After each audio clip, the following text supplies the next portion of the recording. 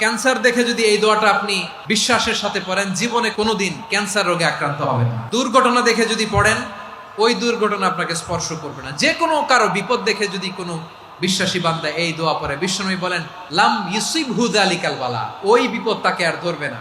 উফিয়া মিনহু মিন যালিকাল বালা কাইনাম মা কান, সে যতদিন হায়াত পাবে কোনোদিন ওই বিপদ তাকে স্পর্শ করবে না।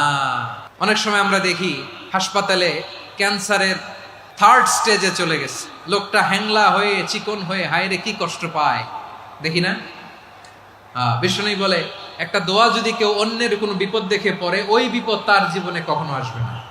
দুর্ঘটনায় মানুষের মাথা একদিকে, দেহ আরেকদিকে, ব্লিডিং, এরকম হয় না? আল্লাহ তুমি হেফাজত করো। বিশ্বনবী বলেন এই দুর্ঘটনা দেখে কেউ যদি এই দোয়াটা পড়ে, তার জীবনে সে কোনোদিন এরকম অ্যাক্সিডেন্টের সম্মুখীন হবে না। শুনবেন, বিশ্বনবী বলেন অন্যের বিপদ দেখে কেউ যদি পড়ে, আলহামদুলিল্লাহিল্লাযী আফানি মিম্মা বতালাকা বিহি ওয়া ফাদ্দালানি আলা কাসীরিন মিম্মান খালাকা তাফদীলা, মানে প্রশংসা সেই আল্লাহর, যে আল্লাহ তাআলা তোমাকে যেই জিনিস দিয়ে পরীক্ষা করেছে আমাকে ওইটা থেকে বাঁচিয়ে দিয়েছে। তোমাকে আল্লাহ যেই বিপদে ফেলেছে আমাকে ওই বিপদ থেকে তিনি মুক্ত রেখেছে, আর তার অনেক সৃষ্টির উপর আমাকে তিনি প্রাধান্য দিয়েছে। সুবহানাল্লাহ পড়েন। যে কোনো বিপদ, কারো ক্যান্সার দেখে যদি এই দোয়াটা আপনি বিশ্বাসের সাথে পড়েন, জীবনে কোনোদিন ক্যান্সার রোগে আক্রান্ত হবেন না।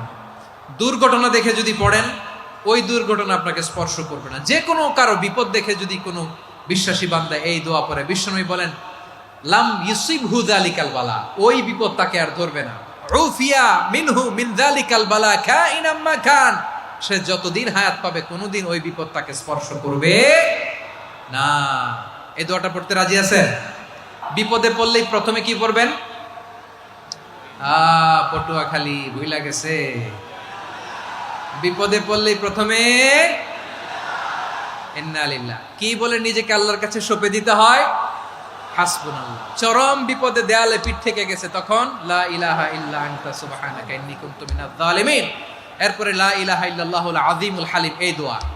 আকস্মিক বিপদ, হঠাৎ যেন কোনো বিপদ আমাকে পেয়ে না বসে, এটার জন্য বিসমিল্লাহিল্লাযী লা ইয়াদুররু মা ইসমিহি শাইউন ফিল আরদি ওয়ালা ফিস সামাই ওয়া হুয়াস সামিউল আলিম। সকালে 3 বার, রাতে 3 বার। আর মারাত্মক tension, hyper tension, anxiety, depression থেকে বাঁচার জন্য 2 দোয়া, ইয়া হাইয়্যু ইয়া কাইয়্যুম, ইয়া হাইয়্যু ইয়া কাইয়্যুম, মনে থাকবে? আর আল্লাহুম্মা ইন্নী আবদুক, এই দোয়া। ঋণ থেকে বাঁচার জন্য 2 দোয়া, আল্লাহুম্মা ইন্নী আউযু বিকা মিনাল হাম্মি ওয়াল হাযান, এটা। আর আল্লাহুম্মা কফিনি বিহালালিকা আন হারামিকা ওয়া আগনিনি বিফাদলিকা আম্মান সিওয়াক।